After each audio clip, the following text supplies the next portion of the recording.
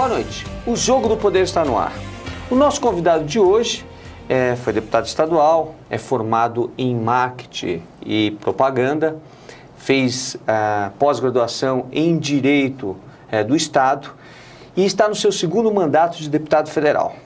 Conhecido por todos como Ratinho Júnior. Tudo bem? Tudo bom, Celso? Quem Obrigado. te chama de Carlos Roberto Massa Júnior? Alguém te chama assim? Só minha esposa Luciana me chama de Carlos. Acho que só ela. Só ela? Acho que só ela. Há quantos anos o pessoal te chama de Ratinho? Desde que teu pai assim, começou a fazer os programas? Acho que inclusive foi na CNT, Foi na CNT, né? Meu pai iniciou a carreira aqui na CNT. Na verdade, assim, em casa é Juninho, né? Pelos parentes, pela minha mãe, pelo meu pai. Mas assim, os amigos do meu pai, esse é o Ratinho mais novo, esse é o Ratinho filho, e começou. E eu comecei no rádio muito cedo também. Eu comecei trabalhando como sonoplasta numa rádio que meu pai tinha, que era a Rádio Dourado. E de sonoplasta eu fui começar a fazer programa de rádio com 15, 16 anos. E começou Ratinho Júnior, Ratinho Filho, Ratinho Júnior e ficou. Aí acabei entrando para a vida pública com essa marca que, obviamente, para mim é muito importante, né? Claro, porque com certeza. Meu pai é uma pessoa muito popular, conhecida, e isso me ajudou muito. Quero aproveitar o ensejo para dar um abração, mandar um abração para ele, que é um grande amigo. Foi um bom deputado, né? Mas ele diz para mim que não quer saber de política não mais, gostou. né? O Ratinho diz, não, política eu não quero saber, isso Ele fica não pro tem meu filho. paciência, na verdade, né? Ele fala assim, não, para mandar eu tinha que ser rei, porque eu não tenho paciência para ser político. Porque na política, né, Celso, você sabe disso, a gente tem que, muitas vezes, além de engolir muito sapo, né, você tem que ter uma paciência grande, você tem que saber entender muitas vezes algumas atitudes que você não compreende ou não aprova, né? Tem que ter muita paciência realmente, tem que ter um estômago forte. E meu pai tem um espírito muito de decisão, aquele jeitão dele de tomar atitude pela emoção, então ele é muito mais emocional do que racional. E a política precisa dessa parte da razão muito forte, senão você não vinga. E ele sabe muito bem lidar com isso. Então ele sabe que na política era um caminho que ele acabou fazendo parte, fez a parte dele, mas não é um negócio que ele tem nenhum pensamento em voltar. Não quer saber de política. Não. Me diga uma coisa, se alguém te chamar de Carlos na rua, é capaz de você não olhar? Difícil. É? É muito difícil. Eu, assim, é mais dentro de casa mesmo. A minha esposa, a família da minha esposa me chama de Carlos, até por causa dela, né? É difícil. Na escola, quando era moleque, né, menino começa sempre a chamada pelo primeiro nome da gente. Então, Carlos era habitual na sala, mas depois de grande ficou Júnior ou Ratinho Júnior. Você está no segundo mandato de deputado federal, já foi deputado estadual, apesar da pouca idade, já acumula uma boa bagagem. Qual a diferença da Câmara, ou seja, da Assembleia Legislativa para a Câmara Federal? Olha, muda pouco porque, na verdade, assim, a tarefa é a mesma, né? Você poder fazer lei, debater assuntos importantes. Mas o Congresso, você discute o país, né? Você discute a nação, né? Então, quer dizer, sem dúvida alguma uma experiência, né? A experiência ela é muito maior, e além de você conviver com algumas figuras que realmente fizeram a história do país, né? Eu tive a oportunidade de ter sido deputado com o Ciro Gomes, com o Miro Teixeira, com o Roberto Freire, com você. Então, quer dizer, você convive com pessoas que têm uma história, uma relação com a democracia, com a história do país. Então, para mim, isso com o Genuíno, né? Fui deputado junto com ele. Então, quer dizer, é realmente uma experiência de vida fabulosa. Ratinho, vamos falar um pouquinho sobre a sua experiência, sobre os projetos de leis que você tem tramitando aí. Eu vi um extremamente interessante, já abordando a questão da segurança pública, que chama a atenção de todos. Você vê que São Paulo não se perdoa mais nem os restaurantes, você não pode nem comer mais sossegado, todo mundo assustado, com medo. Essa semana nós tivemos o Dia dos Namorados, e os shoppings, os restaurantes dos shoppings lotados, até acho, por medo da insegurança que se vive. E você tem um projeto de lei que estabelece um prêmio para o policial, isso acontece já no estado do Paraná, um projeto de lei, na verdade, uma lei no estado do Paraná que você quer levar para a esfera federal. Inclusive, você foi premiado com essa lei, não é isso? Foi premiado internacionalmente. Na verdade, a Unesco deu um prêmio, né, para essa lei, né, como a melhor lei de segurança pública feita naquela época. Foi em 2003 que nós fizemos essa lei no Paraná, quando eu era deputado estadual, na América Latina. Porque, na verdade, sim, Celso, hoje... Só contando como é que funciona a lei para o pessoal. Aproveita e fala, vai. Na verdade, sim, hoje nós não temos no país, lamentavelmente, ninguém que chame essa responsabilidade para si. O Brasil é o país que mais se mata com arma de fogo no planeta. Nós ouvimos falar de guerra na Síria muitas vezes, né? Nós ouvimos falar de guerra no Iraque e nós não olhamos para o nosso próprio umbigo. Né? Se você pegar São Paulo... Os números de São Paulo são maiores do que o número de guerra. Não tem dúvida. Os homicídios praticados na cidade de São Paulo e na grande São Paulo durante os finais de semana são maiores que os números de guerra. Então, você pega hoje essa guerra que está tendo na Síria, né? Os números ali mataram em 15 dias cerca de 140 pessoas. Se você pegar um final de semana em Curitiba e região metropolitana, eu vou falar onde eu conheço, né, onde eu vivo, são 48 homicídios. Curitiba e região metropolitana. Estou falando uma pequena parte do Brasil. E hoje, né, fora São Paulo, 1.800.000 habitantes, com a sua região metropolitana chega a 3,5 milhões.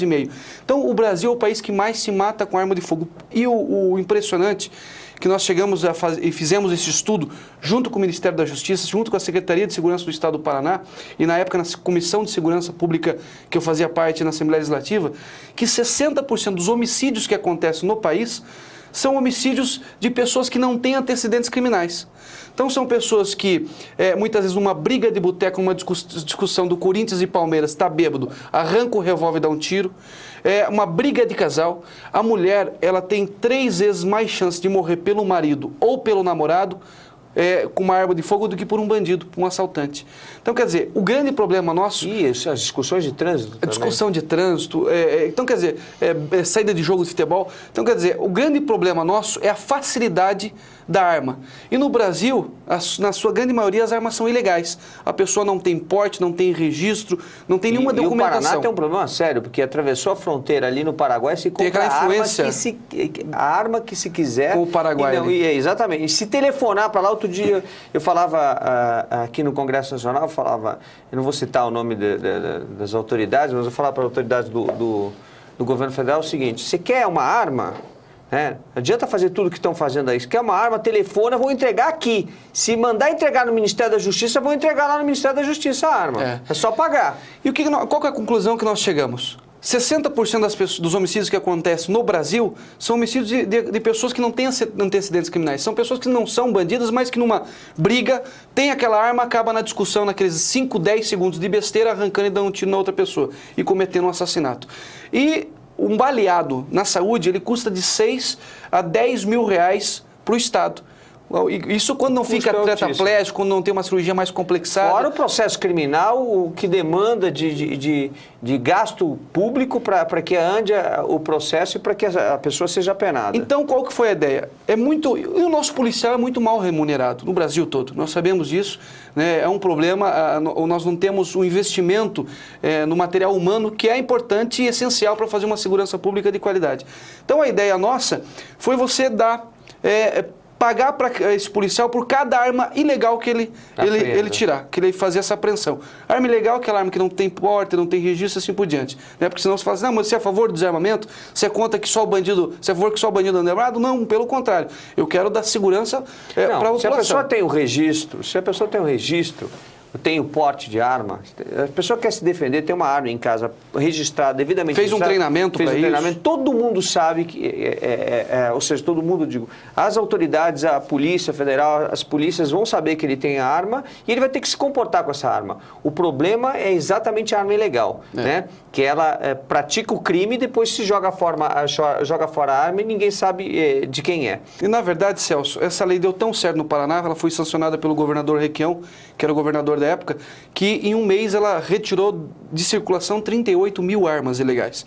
Quer dizer, se fez num trabalho realmente uma força-tarefa, incentivadas, obviamente, por essa gratificação que o policial acabava tendo no seu salário. E vai de quanto lá no Paraná? Lá era R$100 por arma ilegal. Pernambuco adotou essa lei nossa e hoje ela paga de R$300 a R$1.500 por arma. É isso, porque se você for vender no mercado paralelo, você não vai vender a arma por R$100. Então, lá eles... por 600, de 600 a R$1.500 uma arma, né? É o que custa no mercado paralelo. Pelo menos é o que aponta aponta as pesquisas, etc. Isso. E tal. E lá eles fizeram uma tabela e está dando muito certo, está sendo um sucesso, inclusive, no estado do Pernambuco. A ideia nossa para trazer aqui para nível nacional, inclusive eu tive a oportunidade de falar com o ministro da Justiça sobre isso, né, justamente você criar um fundo, a ideia do projeto é criar um fundo, onde esse fundo ajudasse os estados a custear isso. Porque muitas vezes o Estado, nós sabemos a dificuldade hoje do Estado de já manter as suas contas, né, e o pouco que tem para fazer investimentos na área de infraestrutura. Então a ideia é o governo federal, através do Ministério da Justiça, criar um fundo e ajudar a esses estados, com uma parceria com as secretarias de segurança desses estados, a subsidiar esse investimento no policial, nessa gratificação para ele. Eu tenho certeza que vira uma onda do bem. Um policial que apreende 3 armas, se for pagar R$1.000, é R$3.000 a mais do salário dele. Da média dos policiais brasileiros, você vai ter aí o policial, o salário vezes 3. Né? Isso é muito importante. Não, e você... Mas de onde vem esse dinheiro, né? A pergunta. Vem da saúde, porque você evita, quanto menos baleado você tiver na saúde, menos gasto você tem. Porque hoje você gasta com socorrista, com ambulância, com cirurgia, com UTI. Quer dizer, é um gasto que a gente não tem, é incalculável. É verdade. Né? Então é um projeto que a gente tem discutido bastante e eu espero, em algum momento, o Ministério da Justiça acatar essa ideia e a gente colocar em prática para salvar muitas vidas. Agora, você tem um outro projeto também extremamente interessante que cuida do trabalhador exposto ao sol, né? A quantidade de pessoas que vem adquirindo câncer de pele vem aumentando ao longo dos últimos anos. E isso pela exposição aos raios solares. Fala um pouquinho desse projeto para a gente. Esse projeto foi uma ideia do Hospital Erasto Getter, no estado do Paraná, porque eles fizeram um estudo do hospital referência em oncologia no Brasil. Né? Atende a América Latina toda, atende o Brasil, a América Latina. E eles fizeram um estudo durante anos lá e diagnosticaram que 70% dos cânceres são derivados do câncer de pele. Então ele começa com uma manchinha, começa ali como o início de câncer de pele e acaba indo para algum outro órgão ou motivando alguma outra célula cancerígena a se tornar uma doença grave. Então, quer dizer, a ideia surgiu deles, de a gente fazer um projeto de lei onde o governo pudesse fazer o protetor solar, né, o genérico, né, barateando esse protetor solar para chegar nos postos de saúde, na farmácia. E um outro modelo é você também fazendo com que as empresas desses trabalhadores, pedreiros, pessoal que trabalha no corte de cana, na agricultura, que fica muito tempo, né, exposto ao sol, puder também dar isso ao seu trabalhador, né, de uma maneira que ele possa... Porque hoje, se vai numa farmácia, Celso, protetor solar custa R$40. R$40. Quem ganha o salário mínimo, um potinho desse tamanho de 100 ml. Então, quer dizer, que trabalhador que vai tirar R$40 do seu bolso, que vai durar aí uma semana um pote desse, para no dia inteiro passar 1 ou 2 vezes por dia, num preço desse. Então, a ideia é a gente montar, poder fazer um genérico desse produto, né, desse protetor solar, poder colocar nos postos de saúde com acesso às pessoas que tenham qualquer tipo de problema ou que trabalhem exaustivamente. Custa barato a prevenção, né? Exatamente. Tratar um câncer de pele é muito mais caro do que você gastar na prevenção. E se você gastar na prevenção dando o protetor solar, na verdade, o SUS brasileiro precisa exatamente disso que você está fazendo. Precisa de prevenção. Se você trabalha na prevenção, você imagina uma pessoa que tem hipertensão. O remedinho para hipertensão custa R$10.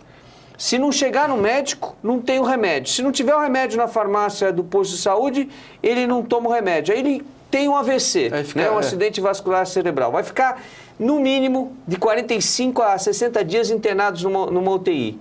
Custa R$2.000. R$2.000 por dia. Por dia uma UTI. Se você multiplicar isso vezes 60 dias, você tem R$120.000. Com R$120.000, quantas pessoas você trata na prevenção? Quantos médicos você não contrata? Quantos médicos você não contrata? Então, quer dizer, é a prevenção. E nós temos um defeito nosso, gestores, vamos dizer assim, cultural do Brasil, de justamente não ir na prevenção. Né? Nós temos que antever os problemas ou evitar com que os problemas surjam, né? Que custa mais barato, que é um exemplo desse que você deu de um remédio de pressão. Vamos falar um pouquinho do seu projeto que obriga o uso de embalagens descartáveis para os molhos. existem vários estados onde essas barraquinhas, os camelôs que vendem cachorro-quente, sanduíche, etc. e tal, descendo, inclusive, do Paraná para o Rio Grande do Sul, você encontra em tudo quanto é esquina. Tem muito. E aí você viu uma falta de higiene nessa história. Você sabe que é um projeto assim que a gente faz, né? Mas a gente acaba não vendo a proporção dele, da importância, né? E foi até também numa conversa com um pessoal ligado à vigilância sanitária que fazia essas fiscalizações e estava detectando assim uma proliferação de pessoas que estava tendo problema com doenças, com infecções de bactérias voltada a isso. Então por quê? O cara vai comer um cachorro-quente, um x-salada e ele coloca aquele ketchup, né, a mostarda, aquele condimento, aquele mesmo tubo. Daqui a pouco vem outro. Então, quer dizer, quantas pessoas por dia não passam ali, não colocam no seu sanduíche? Isso quando não pega uma criança que lambe, né? Não coloca de longe, né? Acaba encostando no sanduíche, né? Então, quer dizer, e aquilo é uma falta de higiene. Ou quando a pessoa vai abrir a tampinha, se que é que tem tampinha, ou tem gente que pega um guardanapo para limpar ali, põe a mão ali em cima. Então, quer dizer, é uma falta de higiene grande. E isso... pela vigilância sanitária, diz que tem os dados da saúde, enfim, que tem aumentado muito a incidência de bactérias, de pessoas que estão sendo infectadas com esse tipo, por causa desse tipo de hábito, né, que nós temos aí, todos os brasileiros, porque todo mundo faz isso, é uma coisa natural nossa. A ideia foi justamente a gente fazer um projeto onde usa o sachê, né? É o sachê unitário, a pessoa usa só para ela, que já existe, mas que não é obrigatório. Não é obrigatório. E o comerciante é muito mais econômico, porque se você deixar aquele tubo lá, que muitas vezes é mal armazenado, inclusive pelo próprio comerciante, então quer dizer, é um perigo para a saúde da pessoa, mesmo que não tenha qualquer tipo de bactéria no tubo, mas pode ser no armazenamento dela, pode estar ali um grande problema higiênico. Dúvida. Até porque você não sabe a data de validade. Exatamente. E com o sachê, você justamente tem esse controle e não tem o desperdício para o comerciante. Porque hoje, muitas vezes, a pessoa usa e desperdiça naquele tubo que é coletivo, né, que é comunitário. Então, com o sachê, você ganha nessa questão da higiene e você dá um retorno de economia para o comerciante que vai evitar o desperdício. Eu gostei do projeto porque, além dessa questão da higiene, você tem o problema do produto vencido. Quando você compra esses condimentos em quantidade, você não sabe se venceu ou se não venceu, até porque está armazenado geralmente onde a pessoa faz na casa dele, porque são pequenos comerciantes, então na casa dele. Não sabe de que forma está armazenado, né? O que tem por cima, o que está passando por cima daqueles... São latas, né? Do que estão passando por cima daquelas latas, e se está vencido e o cara não continua usando aquele produto, e você está consumindo e não sabe o mal que está fazendo na sua vida. E às vezes você fala assim, poxa, eu comi ontem um hot dog, eu comi um sanduíche, estou passando mal até dizer chega.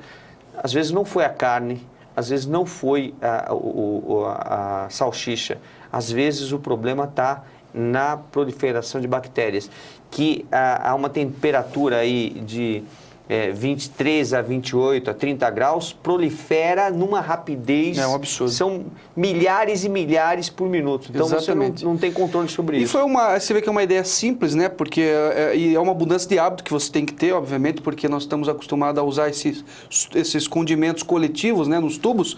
E, na verdade, acabou sendo... Esses dias virou a ideia da semana na Câmara, através da revista Época, com um projeto Ideia Boa. Né? E é uma ideia simples, mas que realmente ajuda, inclusive, a evitar gasto na área da saúde para nós. Ratinho, vamos falar sobre o projeto que você tem tramitando na Câmara, que é do recolhimento do DNA dos pedófilos. Como é que é essa ideia? Na verdade, é fazer um grande cadastro nacional. O governo já está fazendo isso, né? Apesar do projeto não ter virado lei, mas o Ministério da Justiça já começou a implantar esse sistema de você fazer um grande banco de dados. Isso acontece muito, né? As ideias saem do Congresso, o governo assume o que eu já tive de toma conta. O que eu já tive de ideia que acabou... Mas o que importa é que ela seja aplicada. Exatamente. Né? Isso que é o mais importante. Mas, na verdade, esse projeto é um projeto importante porque nós temos hoje esse crime bárbaro que é a questão da pedofilia que nós temos que combater diariamente e o Brasil também tem dados lamentáveis em cima desse crime. E o que foi detectado no estudo que nós fizemos? Que o pedófilo, ele migra. Então ele não fica só num lugar. Ele comete um crime aqui, né, abuso de uma criança, faz um crime, daqui a pouco ele migra para uma outra cidade. Então ele acaba rodando, né, uma região, um estado ou até o mesmo país. Então a ideia é a gente criar esse cadastro de pedófilo, porque muitas vezes ele é preso, cumpre a pena, ela fica 1, 2 anos, sai e vai para outro estado. Então, e ali começa a aprontar de novo. Então a ideia é você criar um cadastro que você começa a ter o monitoramento de todo esse crime, uma radiografia do que vai acontecendo e também dessas pessoas. Né? Você começa a dar oportunidade para que outros estados saibam aonde está a maior incidência desse tipo de crime da pedofilia, né? E nós temos que combater. Então é uma maneira de você realmente, através da inteligência e da informação, você conseguir minar esse tipo de atitude que tem acontecido hoje no Brasil. E aí como é que seria feito? Recolheria-se o DNA? Com a prisão dele já faz esse recolhimento, né? E você automaticamente já faz esse recolhimento das informações, toda essa informação sanguínea dele, enfim, e vai para um cadastro, né? Porque muitas vezes ele muda de nome, muitas vezes ele muda ele faz identidade falsa, então, quer dizer, ele muda toda a sua característica.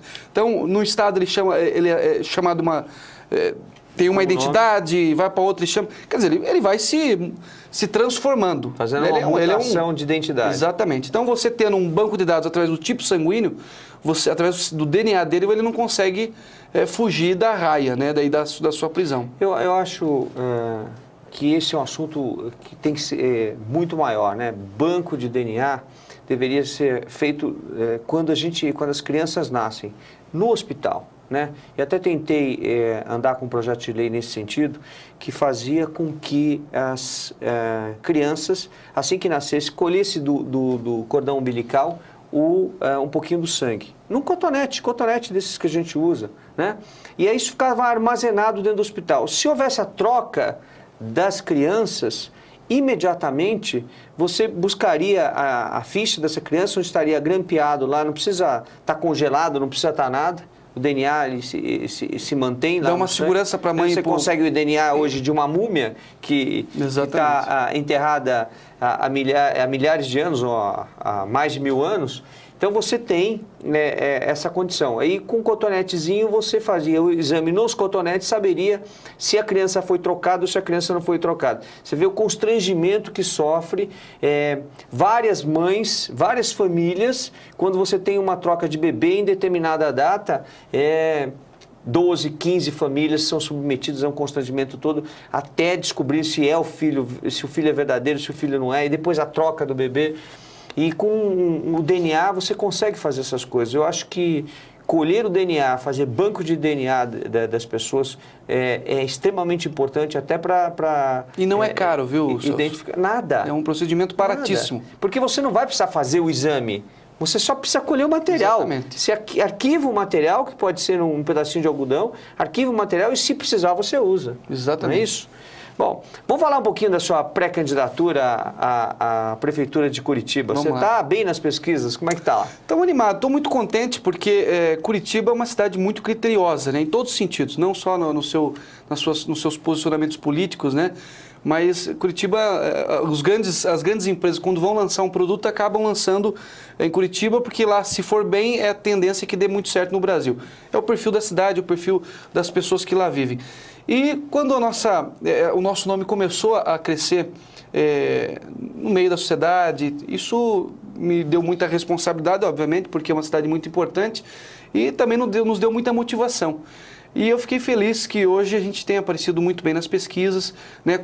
Temos construído um leque de alianças forte, né? Para fazer uma candidatura musculosa para enfrentar nessas eleições.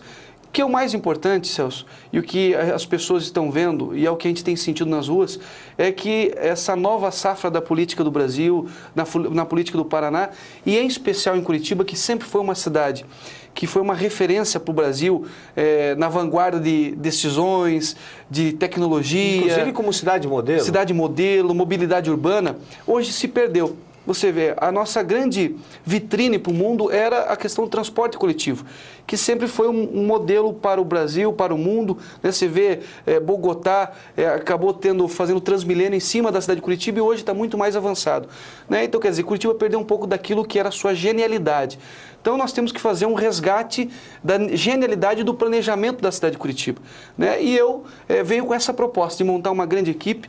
A minha vantagem é de não ser apadrinhado por nenhum grande cacique da política do Paraná. Isso me dá uma autonomia e também me dá uma autoridade de poder montar a melhor equipe de trabalho, poder construir uma equipe extremamente comprometida com a cidade, apartidária, mas buscando realmente os grandes cérebros, os grandes gênios e fazer com que Curitiba volte a ser essa vanguarda no seu modelo de cidade, no seu modelo de cidade sustentável. Você tem uma ideia, Curitiba na década de 90, ela reciclava 60% do seu lixo. Hoje recicla menos de 18%.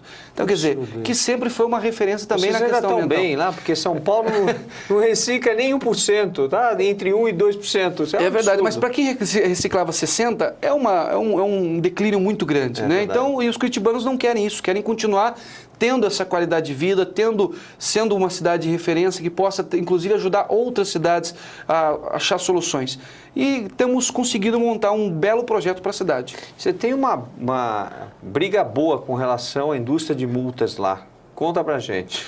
Na verdade, a maneira que era cobrada a multa em Curitiba era ilegal, né? Porque Curitiba tem uma empresa chamada Urbs, que é de sociedade mista, é da prefeitura e também das empresas de ônibus, né? Que fazem todo o trabalho operacional do transporte coletivo. Esses ônibus são do município ou são de Não, são de uma empresa privada e tem essa autarquia, né, montada junto com a prefeitura. Isso já há muitos anos, né, há mais de 30 anos. O que acontece? Hoje, quem fazia até 3, 4 meses atrás a cobrança das multas, a aplicação das multas, era essa empresa. Só que essa empresa ninguém fiscaliza, porque ela é uma empresa de sociedade mista, ela não tem necessidade de ter fiscalização e nem é obrigado ninguém a fiscalizar. Não passa pelo Tribunal de Contas. Não passa. E a nossa Constituição, ela diz que só pode aplicar qualquer tipo de multa, enfim, o poder público, né, que tem esse poder de punir, de decretar qualquer tipo de multa. Lá em Curitiba, são dados tristes de se relatar, mas foi considerada a 6ª capital com maior incidência de violência. O que você acha que um prefeito pode fazer pela questão da segurança, já que, constitucionalmente falando, a Constituição prevê que é obrigação dos Estados, da União, mas principalmente dos Estados, cuidar da segurança pública? Olha, Celso, hoje nós chegamos num patamar de violência lamentável no Brasil todo, não é só Curitiba, não é só no Paraná, mas é no Brasil, que hoje não tem como mais todo cidadão fugir dessa responsabilidade, né? Hoje a gente tem que enfrentar, em especial, os homens públicos. Então, mesmo tendo essa responsabilidade constitucional dos Estados, as prefeituras têm que começar a tomar algumas medidas que podem, sim, ajudar nesse trabalho de combate à violência, né? Você fazer um trabalho hoje de revitalização da iluminação pública de uma cidade. Os dados dizem que se uma rua bem iluminada, você consegue diminuir em 30% o número de arrombamentos à casa, assalto no portão dessa casa. Quando você melhora o calçamento dessa casa com uma boa iluminação, você aumenta o tráfego de pedestres nessa rua. Aumentando o tráfego de pedestres, você também evita com que essa rua fique abandonada, pouca circulação. Então você evita também com que marginais fiquem rondando. E, obviamente, você investir numa boa guarda municipal bem treinada, atrelada ao investimento em tecnologia. Você pega Curitiba, hoje tem 96 câmeras em toda a cidade. Hoje ela já teria a necessidade de ter no mínimo 400, 500 câmeras fazendo esse monitoramento nos bairros. Principalmente nas áreas de maior incidência. Pela Guarda Municipal. Porque uma câmera ela consegue ter a função de até 12 guardas municipais. E o Guarda Municipal, junto com a Polícia Militar, fazendo esse monitoramento, enfim. E uma ideia que nós estamos buscando, e é uma tese que nós temos, é de criar os vigilantes dos bairros. Pegar os conselhos de segurança municipais, montar uma cooperativa, a prefeitura contrata essa cooperativa e essa cooperativa contrata nos bairros os vigilantes que vão fazer o monitoramento, né? O guarda noturno. O guarda noturno, que é conhecido por todos nós. A prefeitura dá um bom rádio amador para essa pessoa que fica linkada à Guarda Municipal. Passou num bar, está tendo lá uma intriga, está tendo uma discussão muito alta, passa um rádio para a Guarda Municipal chega lá, faz a vigia. Essa pessoa vai ser um olho clínico do bairro. Uma pessoa que conhece o bairro, que conhece a comunidade, sabe quem é de bem, quem sabe quem não é, e isso ajuda, obviamente, a Polícia Militar ajuda a Polícia Civil, ajuda a Guarda Municipal e você faz com que a comunidade também se integre nessa discussão e nesse problema que é grande, que é a questão da violência. Então a Prefeitura tem mecanismo para fazer e treinamento periódico, né? Para os guardas municipais, nós temos uma proposta de montar a Academia da Guarda Municipal para você poder dar treinamento periódico para esses guardas, porque nós temos que fomentar a guarda cidadã, a polícia cidadã, que é a polícia próxima da pessoa, onde a polícia... Que conhece o bairro, que conhece o quarteirão, que conhece as pessoas. Onde as pessoas têm um carinho e não medo, que lamentavelmente hoje acontece com uma boa parte da polícia isso. A pessoa tem medo, você é parado por um policial, muitas vezes você fica preocupado com a maneira que você vai ser tratado ou confundido com algum bandido. Então, quer dizer, é isso que nós temos que criar. E além do espírito de paz. Né? A paz começa com a paz de espírito. Não tem outra maneira. Você tem que fazer um engajamento com as igrejas evangélicas, católicas, espíritas. As igrejas que pregam a paz, você tem que trazer junto do poder público e fazer um trabalho com a comunidade. Você tem 31 anos, apesar dos teus... Já está no terceiro mandato parlamentar, um de deputado estadual, 2 de deputado federal, e te cobram muito a sua idade. O que você fala, o que você tem a dizer a esse respeito? Veja, Celso, eu entrei muito cedo na política, né? Eu acabei sendo deputado estadual com 21 anos, o deputado mais votado da história do Paraná, né? Com 189 mil votos. Depois... me elegi com 205 mil votos para federal, fiz agora 360 mil votos. E sempre procurei me assessorar com uma boa equipe de trabalho, né? E procurei estudar, me preparar. Então, eu estudei administração na PUC 1 ano, acabei me formando em marketing e propaganda, depois me pós-graduei em Direito do Estado aqui na Universidade Católica de Brasília, fiz curso na Universidade Complutense de Madrid, na Espanha, fiz cursos em Havana na área de saúde, de educação. Então, quer dizer, eu busquei me preparar para todos os cargos e as missões que eu resolvi enfrentar na minha carreira pública. E, obviamente, que isso tem me ajudado, junto com uma boa equipe, uma equipe qualificada, de bons técnicos, você construir um belo projeto e fazer um belo trabalho, né? E na política, muitas vezes, a experiência é sinônimo de safadeza, né? De malandragem. Você vê bons exemplos aí, você pega o Demóstenes, é um deles, né? Uma grande experiência na vida pública, mas que lamentavelmente usava para benefício próprio. Então, hoje a política ela demanda muito mais caráter do que propriamente experiência. É vontade, é você ter o discernimento de você poder montar uma boa equipe, liderar essa boa equipe, né? E construir um projeto com uma justiça social, um projeto que venha de encontro para a maioria, né, para as pessoas de bem. Eu acho que esse é o grande segredo. Sou casado, tenho 2 filhas, sou pai de família, minha esposa agora está grávida do meu filho, agora, terceiro filho, vai ser um moleque, um menino. Quantos meses ela está? Está de 4 meses. Então, quer dizer, eu acho que a experiência ela é importante, mas a experiência com uma boa equipe você monta. Agora, quando você na política não tem caráter, isso você não tem conserto. Então, eu acho que hoje a política, o povo brasileiro precisa muito mais de caráter na política, muito mais de honradez, de honestidade, do que propriamente a experiência. A experiência, com grandes quadros, você consegue construí-la. Com certeza.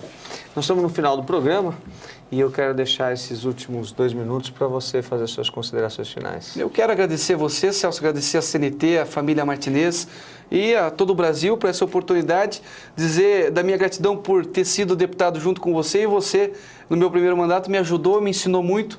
Fomos da mesma comissão de defesa do consumidor, e você como o maior especialista e aí você já seguiu a trilha, né? Você como o maior especialista da área...